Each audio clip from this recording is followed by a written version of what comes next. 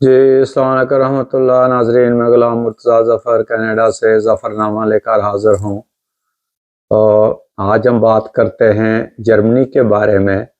جیسا کہ آپ نے دیکھا ہوگا، سن لیا ہوگا کہ حضرت خلیفۃ المسیح الخام سعید اللہ تعالیٰ بن نصر العزیز نے جرمنی کا اپنا دورہ جو ہے وہ شروع کر لیا ہے، اور اس میں جلسہ سالانہ جرمنی جو ہو رہا ہے وہ شروع ہوگا 1 ستمبر جمعہ سے۔ اور یہ بڑا ہی اہمیت کا عمل ہے یہ دورہ اور یہ جلسہ سالانہ جرمنی بھی، کیونکہ اس میں جرمنی کی جو جماعت ہے وہ اپنا 100 سالہ جوبلی بنا رہی ہے، 100 سالہ جشن منا رہی ہے، جس میں کہ جرمنی کی جماعت کو قائم ہوئے، وہاں کے مشن کو قائم ہوئے 100 سال جو ہے وہ پورے ہو گئے ہیں۔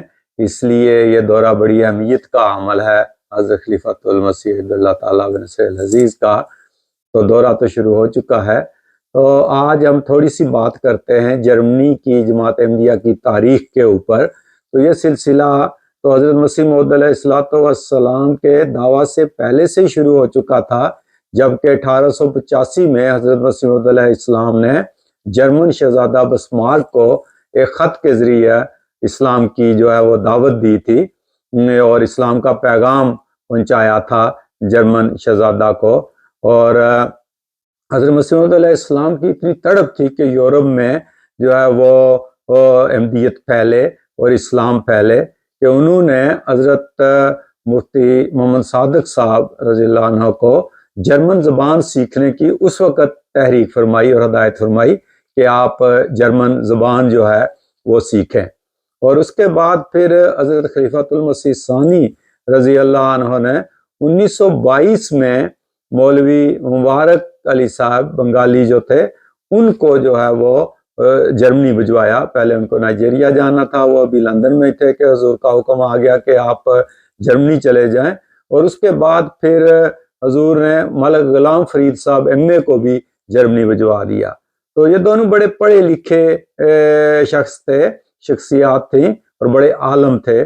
تو انہوں نے وہاں جا کر جرمنی میں 1923 میں دسمبر 1923 میں جرمنی میں اپنا پہلا مشن قائم کیا، اور یہ یورپ کا دوسرا مشن تھا، مگر جرمنی کا یہ پہلا جو ہے وہ مشن تھا۔ تو وہاں 1923 سے یہ پھر جرمنی میں جو ہے وہ جماعت کی بنیاد وہ رکھ دی گئی تھی۔ پھر جو حالات جرمنی کے اس وقت ہوئے اور پھر جو دوسری جنگ عظیم پھر شروع ہو گئی، تو اس میں پھر ان مبلغین کو واپس جو ہے وہ بلا لیا گیا تھا۔ مگر اس کے بعد جب جرمنی نے شکست کھا لی دوسری جنگ عظیم میں، تو اس کے بعد پھر حضرت مسلم موعود رضی اللہ عنہ نے دوبارہ سے 3 مبلغین جو ہے وہ جرمنی بھجوائے، جن میں کہ مکرم چودھری عبداللطیف صاحب تھے، مکرم شیخ ناصر احمد صاحب تھے اور مکرم غلام احمد بشیر صاحب تھے۔ تو یہ تینوں احباب کو جرمنی پہنچایا گیا، مگر جرمن والوں نے ان کو وہاں پہلے تو داخل نہ ہونے دیا۔ تو اس طرح شیخ ناصر صاحب وہ سوئٹزرلینڈ سے آتے جاتے رہتے تھے، مگر بعد میں پھر چودھری عبداللطیف صاحب کو جو ہے وہ مستقل ویزا مل گیا، تو وہ پھر جرمنی میں رہنے لگے اور انہوں نے ہمبرگ میں اپنے کام کا آغاز کیا اور تبلیغ کا کام شروع کیا۔ سب سے پہلی جو جماعت ہمبرگ میں بنائی گئی جرمنی میں، وہ 8 افراد پر مشتمل تھی، اور اس طرح وہاں جو ہے نا وہ جماعت جو ہے بہت چھوٹی سی جماعت قائم ہوئی۔ آپ دیکھیں خدا تعالیٰ نے لاکھوں میں جو ہے نا وہ پہنچا دیے ہیں۔ اور اس کے بعد نیورنبرگ میں جو ہے وہ پھر چند مقامی لوگ احمدی ہوئے جرمن، تو وہاں بھی ایک جماعت قائم ہوئی جو کہ دوسری جماعت تھی۔ اور پھر اس کے بعد حضرت خلیفۃ المسیح ثانی رضی اللہ عنہ نے 1955 میں جرمنی کا پہلا دورہ کیا تھا، اور پھر 1957 میں ہمبرگ میں مسجد فضل عمر کی بنیاد رکھی گئی اور وہ قائم ہوئی۔ پھر 1959 میں مسجد فرینکفرٹ میں مسجد نور جو ہے نا اس کی تکمیل ہوئی اور وہاں یہ مسجد قائم ہوئی۔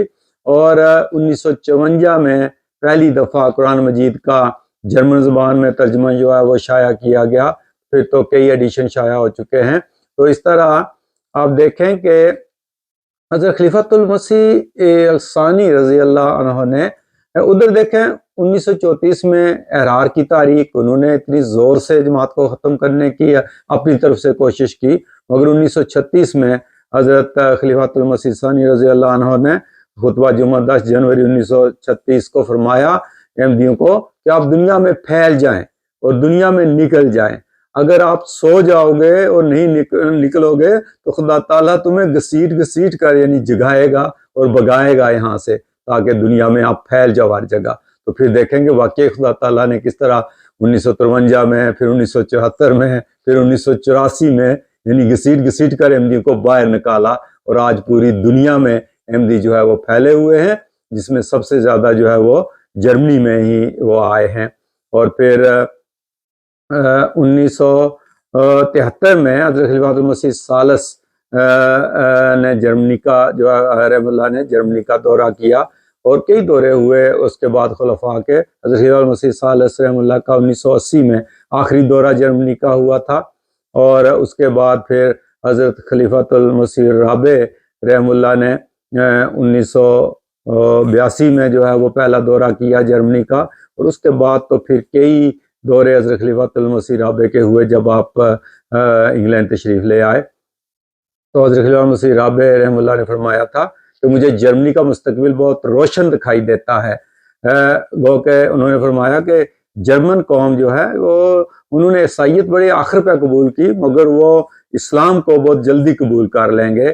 اور آپ نے فرمایا کہ جرمن قوم بڑی مخلص قوم ہے اور سچی صاف گو ہے، ان میں چال بازیاں نہیں ہیں، یعنی سچے صاف اور کھرے لوگ ہیں۔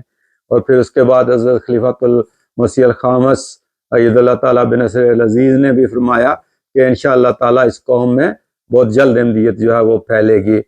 تو 10 دسمبر 1984 کو حضرت خلیفۃ المسیح الرابع رحم اللہ نے عبداللہ واگس ہاؤزر صاحب کو امیر جماعت احمدیہ جرمنی مقرر فرمایا۔ آپ نے عبداللہ واگس ہاؤزر صاحب نے دسمبر 1976 میں احمدیت قبول کی تھی، بڑے مخلص احمدی ہیں، اور آپ آج تک جو ہے وہ امیر چلے آ رہے ہیں جماعت احمدیہ جرمنی کے۔ اور 1985 میں فرینکفرٹ سے 40 کلومیٹر باہر گراؤس گیراؤ کے مقام پر ایک بڑا وسیع جو ہے زمین کا قطعہ خریدا گیا، جہاں 10 سال تک جلسہ ہوتا رہا۔ اصل میں یہ خواہش تھی حضرت خلیفۃ المسیح ثالث رحم اللہ کی، اسی لیے اس جگہ کا نام ناصر باغ رکھا گیا تھا۔ اور پھر 1987 کے جلسہ سالانہ جرمنی میں پہلی بار حضرت خلیفۃ المسیح رابع رحمۃ اللہ نے جو ہے نا وہ رونق بخشی۔ تو آپ یعنی کسی خلیفہ کا یہ پہلا جلسہ سالانہ تھا یعنی جرمنی کا۔ اور پھر وہاں 1991 میں فرینکفرٹ میں ایک 4 منزلہ عمارت خریدی گئی، بیت المقیت جو ہے نا وہ اس کا نام رکھا گیا۔ پھر 2001 میں ایک اور عمارت جو ہے نا وہ بڑی ملی، اس کو بیت الصبوح نام رکھا گیا۔ اور 2003 میں پھر حضرت خلیفۃ المسیح الخامس عید اللہ نے جرمنی کا دورہ کیا، اور اس کے بعد تو پھر جرمنی کا جو جلسہ سالانہ ہے وہ تو انٹرنیشنل جلسہ سالانہ بنتا جا رہا ہے، اور یو کے کے بعد یہ سب سے بڑا جلسہ ہے۔ اور خاص کر یہ جو جلسہ اس سال ہو رہا ہے یہ بہت ہی اہمیت کا عمل ہے، اور جرمنی کی جماعت کو خدا تعالیٰ اتنی ہمت دے رہا ہے کہ وہ اس دفعہ بھی 5 مساجد کا افتتاح ہونا ہے۔ ہر جلسہ کے موقع پر وہ 4 5 6 مساجد کا افتتاح جو ہے وہ حضور فرماتے ہیں، اور جرمنی کی جماعت نے 100 مساجد جو ہے وہ تعمیر کرنی ہے۔ تو اس طرح جو جرمنی کی جماعت ترقی کے لحاظ سے بہت آگے سے آگے قدم رکھتی جا رہی ہے، اور یہ یورپ کی جماعتوں میں ایک بہت بڑی جماعت ہے، جو کہ جماعت احمدیہ کی ترقی کا ایک منہ بولتا جو ہے وہ ثبوت ہے۔ چونکہ یہ جلسہ سالانہ کے دن آ رہے ہیں، جلسہ سالانہ جرمنی کے، اور جرمنی کی جماعت کو ہم مبارکباد پیش کرتے ہیں کہ خدا تعالیٰ نے انہیں 7 سالہ جوبلی بنانے کی توفیق دی ہے، اور ہم بھی MTA کے اوپر انشاءاللہ یہ پروگرام دیکھیں گے، اور اگر ہمیں بھی وہاں سے کچھ دوست جو ہے نا وہ پروگرام بھیجیں گے تو ہم شیئر کرتے رہیں گے ظفرنامہ کے لیے۔ تو دعا کریں کہ اللہ تعالیٰ اس جلسہ کو بہت کامیاب کرے۔ اگر آپ کو ہمارے یہ پروگرام پسند آتے ہیں تو ساتھ ہی ظفرنامہ کو سبسکرائب بھی کریں، اور خوش رہیں اور خوش رکھیں، اور جلسہ سالانہ جرمنی کی کامیابی کے لیے دعائیں بھی کرتے رہیں۔